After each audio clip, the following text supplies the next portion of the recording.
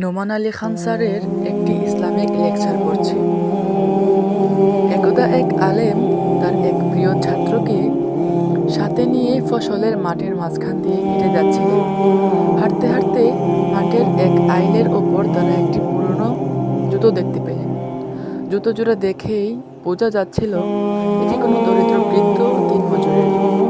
তিনি নিশ্চয়ই কাছের কোনো ক্ষেতে কাজ করছেন এবং কাজ শেষে এই জুতো পরে বাড়ির পথ ধরবেন। তখন ছাত্রটি একটু মজা করার উদ্দেশ্যে তার শিক্ষককে বলল, হুজুর, কেমন হয় যদি আমরা একটু মজা করি? জুতো জোড়া এদিক ওদিক লুকিয়ে রেখে আমরা নিজেরাও আড়ালে গিয়ে দেখি সেই বুড়ো মানুষটি যখন এসে জুতো খুঁজে পাবেন না, তখন তার মুখের প্রতিক্রিয়া আর ছটফটানি দেখতে কিরকম লাগবে। শিক্ষক অত্যন্ত গভীর হয়ে বললেন, বৎস, অন্যের পেরেশানি বা কষ্টের মাঝে নিজের আনন্দের খোঁজ করা কোনোভাবেই একজন ভালো মানুষের কাজ হতে পারে না। এই ফালতু মজা থেকে আনন্দ নেওয়ার চেয়ে তুমি চাইলে আল্লাহর দেওয়া নিয়ামত দিয়ে এখনই এক ভিন্ন উপায়ে প্রকৃত সুখ ও সৌভাগ্য অর্জন করতে পারো, যা তোমার নিজের জন্য এবং সেই গরিব মজুরের জন্য কল্যাণ বয়ে আনবে। শিক্ষক তখন ছাত্রকে বললেন, এক কাজ করো, তোমার পকেট থেকে কিছু কয়েন বের করো এবং জুতো দুটির ভেতরে রেখে দাও। তারপর আমরা ঝোপের আড়ালে লুকিয়ে দেখব কি হয়। শিক্ষকের কথা অনুযায়ী ভাগ্যবান ছাত্রটি তাই করল এবং দুজনে মিলে গাছের ঝোপের আড়ালে গিয়ে ওত পেতে রইলেন কি হয় তা দেখার জন্য। কিছুক্ষণ পর কাজ শেষ করে সেই বৃদ্ধ দিনমজুর ক্লান্ত শরীরে জুতোর কাছে এলেন। তিনি যেই না জুতোর ভেতরে পা রাখলেন, অমনি তার পায়ে শক্ত কিছু একটার স্পর্শ লাগলো। তিনি কিছুটা হড়বড়িয়ে পা থেকে জুতোটি খুলে ফেললেন এবং দেখলেন ভেতর থেকে চকচকে কিছু মুদ্রা বেরিয়ে এসেছে। কৌতূহল আর তাড়াহুড়ো করে তিনি অপর জুতোটি হাতে নিয়ে উল্টালেন।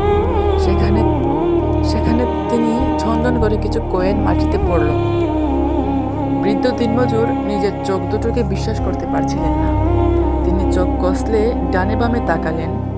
যখন পুরোপুরি বিশ্বাস হলো যে এটি কোনো স্বপ্ন নয়, বাস্তব, তখন তার চোখ দুটি কৃতজ্ঞতার অশ্রুতে ছলছল করে উঠল। বৃদ্ধ দিনমজুর তৎক্ষণাৎ মাটিতে সেজদায় লুটিয়ে পড়লেন। ঝোপের আড়াল থেকে ওস্তাদ ও ছাত্র দুজনেই শুনতে পেলেন বৃদ্ধ সেজদায় কান্নাকাটি করতে করতে তার রবের সাথে এভাবে মোনাজাত করছে, হে আমার মাওলা, আমি কিভাবে তোমার শুকরিয়া আদায় করব? তুমি কত দয়ালু ও মেহেরবান। রব, তুমি তো জানতে আমার স্ত্রী মারাত্মক অসুস্থ, আমার সন্তানেরা ঘরে ক্ষুধার্ত অবস্থায় বসে আছে, আর আমার দিনমজুরের কাজও দিন দিন কমে যাচ্ছে। এই কঠিন মুহূর্তে তুমি কত চমৎকার উপায়ে আমাকে সাহায্য পাঠালে।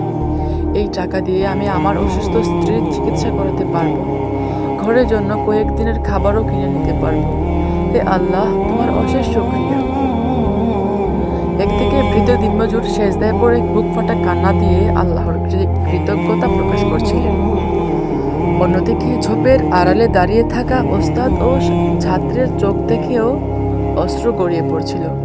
কিছুক্ষণ পর বৃদ্ধ যখন চলে গেলেন, তখন ছাত্রটি পরম শ্রদ্ধায় শিক্ষকের হাত দুটি চুমু খেয়ে বলল, ওস্তাদ, আপনার আজকের এই শিক্ষা আমি জীবনে কখনো ভুলব না। আপনি আজ আমাকে জীবনের আসল উদ্দেশ্য এবং প্রকৃত সুখের সন্ধান পাওয়ার মোক্ষম উপায় শিখিয়ে দিলেন। শিক্ষক উপযুক্ত সময় দেখে ছাত্রকে আরও কিছু মহামূল্যবান নসিহত করলেন এবং বললেন, বৎস, মনে রেখো, শুধু কাউকে টাকা পয়সা দেওয়াই প্রকৃত দান নয়, বরং কারোর ওপর প্রতিশোধ নেওয়ার ক্ষমতা থাকা সত্ত্বেও তাকে মন থেকে ক্ষমা করে দেওয়াও এক প্রকার দান। নিজের কোনো মুসলমান ভাই বা বোনের অনুপস্থিতিতে তাদের জন্য মনে মনে দোয়া করাও দান।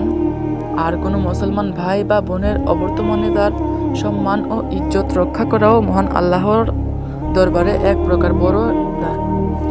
অন্যকে বিপদে ফেলে বা কারো অসহায়ত্ব নিয়ে ঠাট্টা মশকরা করে যে আনন্দ পাওয়া যায় তা ক্ষণস্থায়ী এবং পাপাচার যুক্ত, কিন্তু গোপনে কারো মুখে হাসি ফোটাতে পারলে অন্তরে যে ঐশ্বরিক শান্তি আসে তার কোনো তুলনা হয় না।